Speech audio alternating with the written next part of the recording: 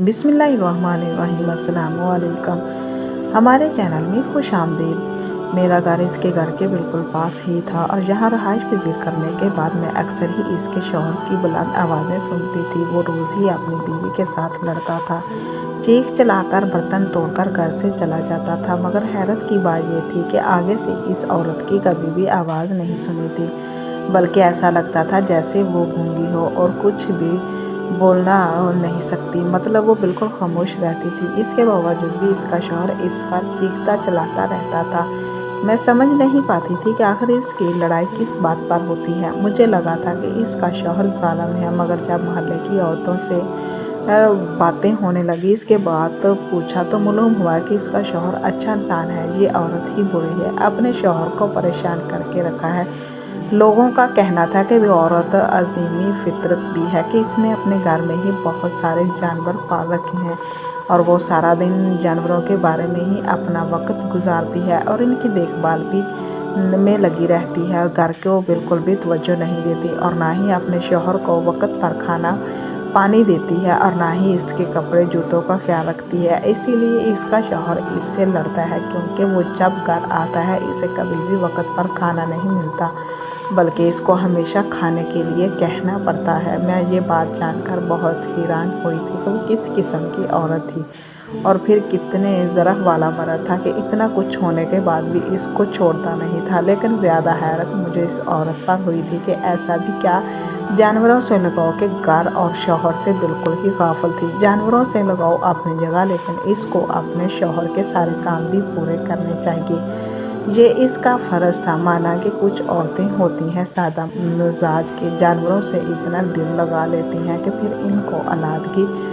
तरह पालती हैं, मगर जितना ज़्यादा भी इतना लगाव आज तक ना देखा ना सुना था, और अब वाकई अजीब थी। फिर मैंने सोचा कि इस औरत ने से मिलजुल बढ़ाती हूँ और इसका एहसास दिलाती हूँ कि जानवरों के साथ साथ अपने शौहर का भी एहसास करें और घर का ख्याल रखा करें। बस जितना भी अच्छा हो, इसका दिल बुरा होने में वक्त नहीं लगता था। बस यही सोचकर मैंने इस औरत के साथ तल्लुकात बनाने की कोशिश की, मगर मायूसी हुई। जब भी मैं इसके घर जाती थी, वो अपने जानवरों के बाड़े में ही होती थी और मेरे जाने पर भी वहाँ से नहीं आती थी। अगर वहाँ से आ भी जाती तो इसका रवैया ऐसा होता जैसे इसको मेरे आने से कोई दिलचस्पी ही नहीं, और इसका ये रवैया देखकर मैं दिल बर्दाश्त ना होगी। तब मैंने सोचा कि अब इसके घर नहीं जाऊंगी। मेरी बिला से इसका और इसके शौहर के दरमियान जो भी मामला चलता है, मगर फिर मुझे इसका अपने जानवरों के साथ इतना करीब होना कुछ अजीब सा लगा था। मैंने बहुत सी औरतें देखी थी जो सादा मिजाज होती हैं और अपने जानवरों को बहुत प्यार से पालती हैं और इनका सारा काम अपने हाथों से करती हैं, मगर इस तरह नहीं करती जैसा वो करती थी। इसका अंदाज़ अजीब ही होता था, यूँ जैसे इंसानों से ज़्यादा इसको जानवरों में दिलचस्पी थी। वो बस जानवरों की ही फिक्र करती। इसने अलग हवेली सी रखी हुई थी जहाँ इसके सारे जानवर थे, और वो इस हवेली घर के दरमियान एक दीवार थी। वो आने जाने के लिए एक दरवाज़ा रखा हुआ था। वो जब वो जानवरों के पास जाती तो वो दरवाज़ा बंद रखती थी। जानवरों की देखभाल करना तो ठीक था, मगर इस तरह राजदारी के साथ देखभाल कौन करता है, और वो भी ऐसे सारा सारा दिन। क्या इस औरत का दिल नहीं भरता था जानवरों के दरमियान रहने से?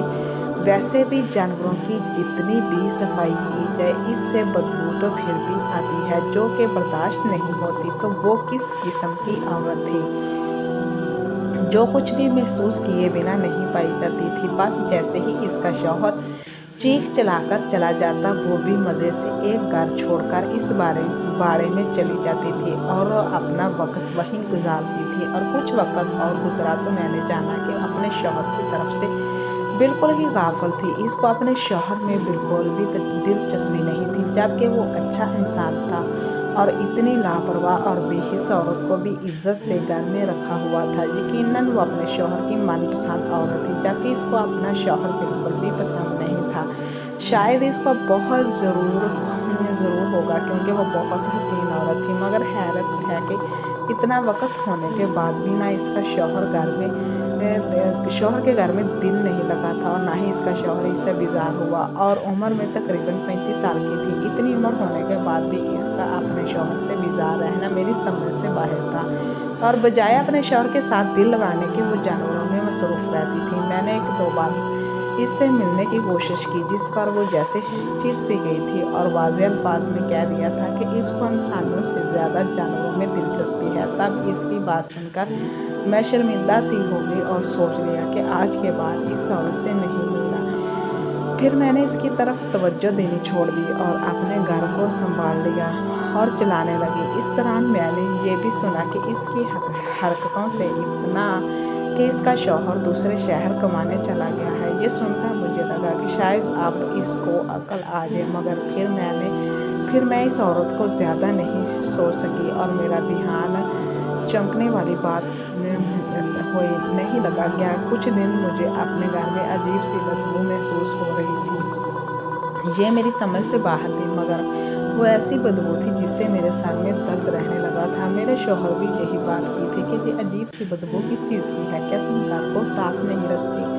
तब अपने शौहर की बात सुनकर मैंने अपने पूरे घर की अच्छी तरह से सफाई की थी और हर चीज़ छान कर सफाई की, मगर कोई चीज़ ना मिली जिससे ये अंदाज़ा लगा पाती कि वहाँ से बदबू आ रही है। फिर मैंने महसूस किया कि वो बदबू मेरे घर से नहीं बल्कि बाहर से आ रही है। तब मैंने बाहर जाकर भी देखा कि इस चीज़ की बदबू फैली हुई है और जब मैंने घर से बाहर इस बदबू की वजह डालने की कोशिश की तो मालूम हुआ कि बदबू सिर्फ मुझे नहीं, इस आसपास के घरों को भी महसूस होती थी और वो सभी बदबू से तंग थे। और सिर्फ इतना ही नहीं बल्कि वो बदबू इस औरत के घर से आ रही थी।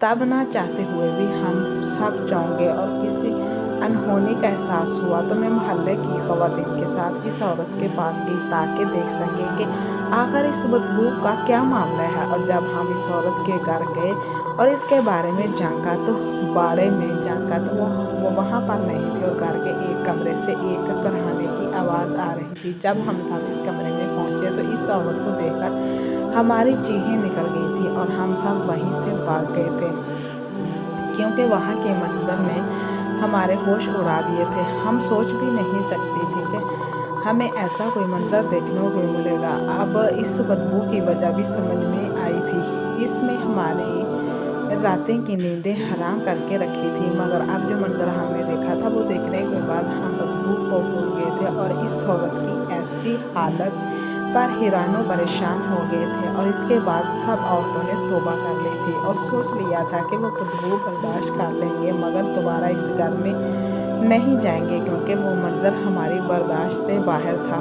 मेरी भी जब से वो सब कुछ देखकर मैं आई थी मेरी हालत बहुत ख़राब थी और वो मंजर चाहकर भी मेरी नज़रों से नहीं हट रहा था और मेरा खाना पीना भी छूट गया था। तब मेरी ख़राब हालत देखते हुए मेरे शौहर मुझे कुछ दिनों के लिए मेरे ससुराल लेकर आए और इसी वक्त मेरी हालत इतनी ख़राब थी कि जिससे ससुराल में कदम रखना भी मुझे गवारा नहीं था। आज इसे जाकर मुझे सुकून मिला था और जब मेरी हालत संभली तो मैंने अपने शौहर को सब बताया तो मेरी बात सुनकर उन्होंने मुझे कहा कि जो भी हो वो इंसान है, तुम्हें बाकी लोगों की तरह बेहिस नहीं होना चाहिए। इसी वक्त भागने की बजाय इसकी मदद करनी चाहिए थी क्योंकि जो हालत इसकी थी ऐसे में इसको किसी सहारे की अशद ज़रूरत है। और अब तो इसका शौहर भी जाने की तरफ चला गया था, मगर अफसोस के तमाम औरतों की तरह तुमने भी इससे नज़रें फेर ली। तुम्हें ऐसा नहीं करना चाहिए था। अपने शौहर की बात सुनकर मुझे शर्मिंदगी महसूस हुई थी क्योंकि वो सही कह रहे थे।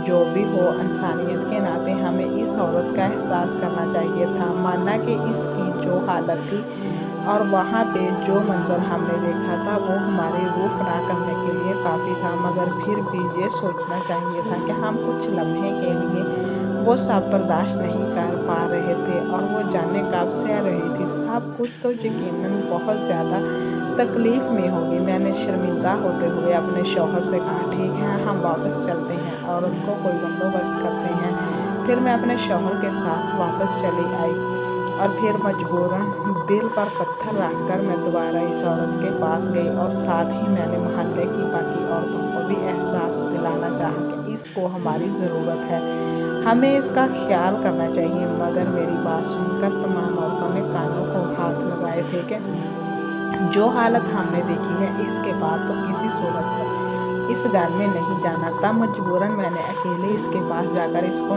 संभालने का सोचा। फिर बहुत मुश्किल से खुद पर काबू रखकर इसकी हालत में कोई फ़र्क नहीं आया था, बल्कि वहाँ के मंजर और हालात मज़ीद बद से बदतर होते जा चुके थे, जो कि मेरी बर्दाश्त से बिल्कुल बाहर थे। फिर मैंने डॉक्टर से रुजू किया कि इसका इलाज करवा सकूं, मगर कोई भी डॉक्टर इसका इलाज करने को तैयार नहीं था, बल्कि इसकी हालत से गिन खाकर वो लोग साफ इनकार कर देते थे। इस औरत की हालत खतरनाक हद तक गुजर चुकी थी, जो किसी तौर पर समझ में नहीं आ रही थी, और इसके पास रहना भी बर्दाश्त से बाहर था।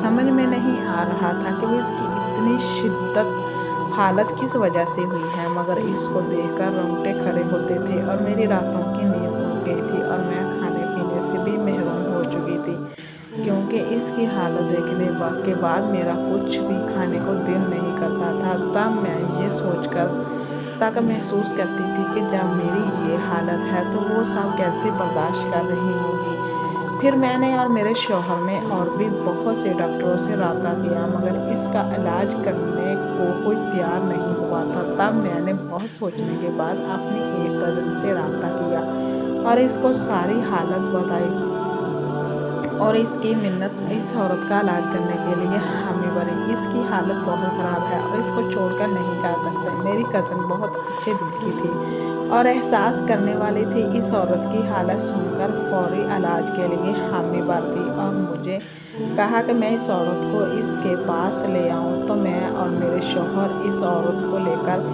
मेरी कज़न के प्राइवेट क्लिनिक में आ गए। इसकी हालत देखकर एक बार तो मेरी कज़न का भी दिल ख़राब हुआ था और इस कमरे में भी नहीं जा पा रही थी जहां वो औरत पड़ी थी, मगर फिर इसने हिम्मत करके इस औरत का इलाज शुरू किया था।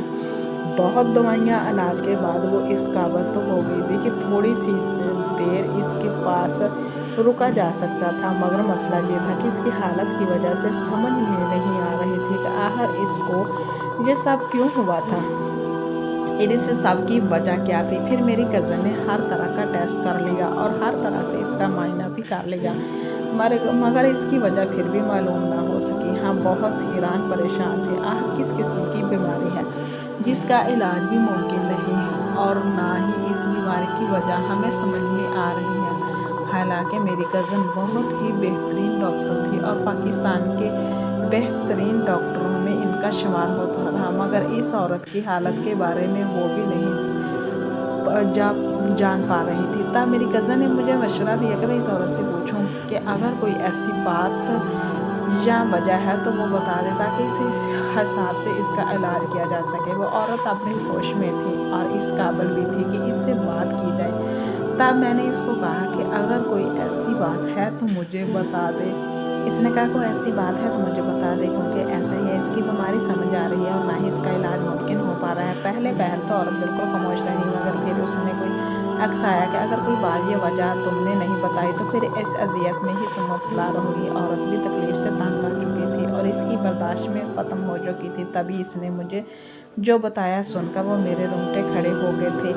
मैं सोच भी नहीं सकती थी कि बज़ाहिर सीधी सादी मासूम नज़र आने वाली औरत कितनी भयानक किस्म की औरत होगी और ऐसा गुनाह करती होगी। इसके साथ ये सब हुआ था और अब मुझे इससे शदीद किन महसूस हो रही थी।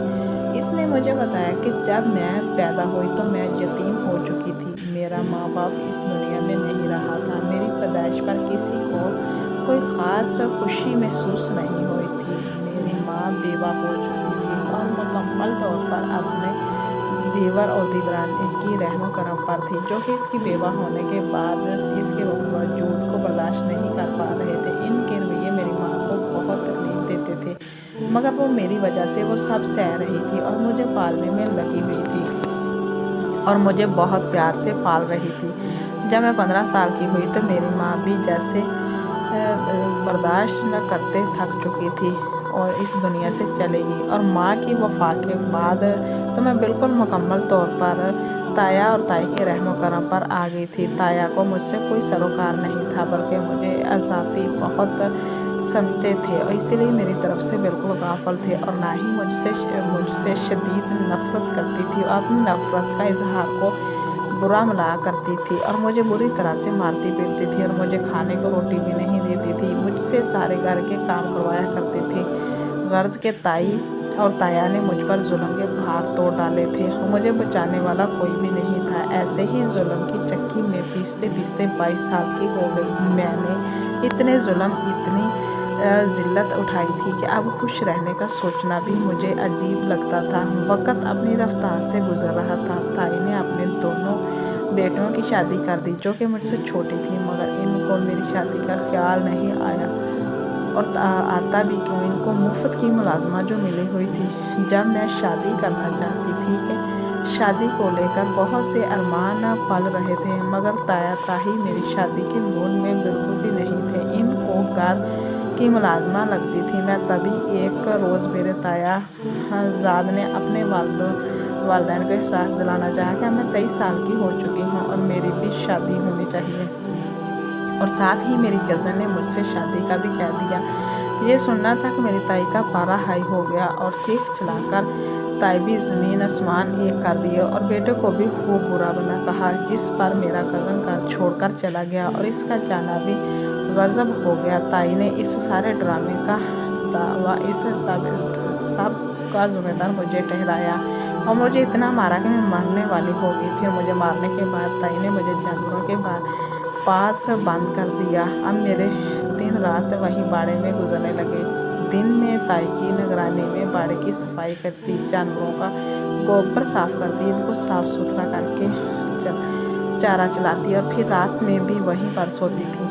घर में मेरा दाखिला मना था। शुरू में मुझे बहुत रोना आता था, जानवरों से भी डर लगता था, मगर कुछ वक़्त के बाद इन जानवरों को आपस में जिनसी तल्लुक़ कायम करते देखकर मेरी उमंगें भी जागने लगी और मैं अपने जज्बात पर काबू नहीं रख पाई। इन्हीं जानवरों से गलत काम करने लगी। इसी से मुझे लज्जत मिली, मुझे मज़ा आने लगा। अब दिल में से जानवरों की खिदमत करने लगी थी और इनके सारे काम करती थी और रात होते ही इनके साथ वो सब गलत काम भी करती थी। मुझे ये सब करते करते 1 साल हो गया। अचानक जब ताया पर मुश्किल वक़्त आया, इनके कारोबारी हरीफ ने इन्हें को धोखा दिया और ताया का सारा कारोबार डूब गया। ये झटका इतने अचानक से लगा कि ताया बर्दाश्त नहीं कर पाए और इनको दिल का दौरा पड़ा और वो दुनिया से ही चले गए। इनकी वफ़ात के बाद घर में मुश्किलात और फाके शुरू हो गए। तब मेरा कज़न वापस आया, वफ़ात पर आया था। इसने अपनी माँ को एहसास दिलाया कि घर के ख़राब हालात, इतनी परेशानी की वजह वो जुल्म है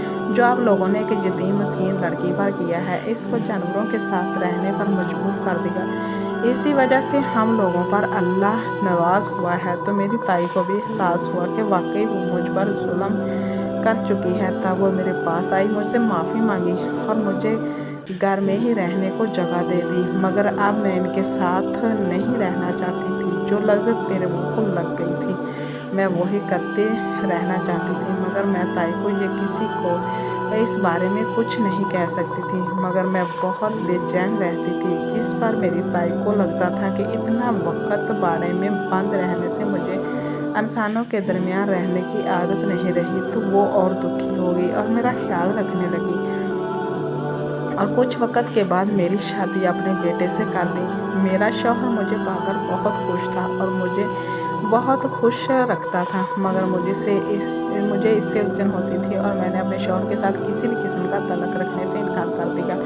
इस बार मेरे शौहर को लगा कि मैं इसके माँ बाप के किए गए जुल्म का बदला इससे ले रही थी। तभी इसने बुरा मनाने की बजाय मुझे ज़िंदगी की तरफ लाने की कोशिश की और मुझे खुश रखने की कोशिश करता, मगर मैं खुश नहीं रह सकती थी। जो मुझे चाहिए था वो मैं हासिल नहीं कर पा रही थी और फिर इस बेचैनी में 2 साल गुजर गए। मेरी ताई भी इस दुनिया से रुखसत हो गई। तब इसकी वफ़ात के बाद आज़ाद हो गई और अपनी मर्ज़ी करने लगी। मैं फिर से जानवरों में मसरूफ़ रहने लगी और एक बार फिर से मैंने जानवरों के साथ गलत काम शुरू कर दिए और इतने वक्त से मैं यही सब कर रही थी कि शायद इसी वजह से मुझे ये गलीज़ बीमारी लगी है और इसी वजह से मेरे पूरे बदन में कीड़े पड़ गए हैं, पूरे जिस्म से पस रहती है, इसी बस की वजह से बदबू आती है। इसकी बात सुनकर मेरे होश उड़ गए थे। मैं सोच भी नहीं सकती थी कि वो किस किस्म की औरत होगी। मुझे इससे शदीद नफ़रत महसूस हुई थी, तो मैंने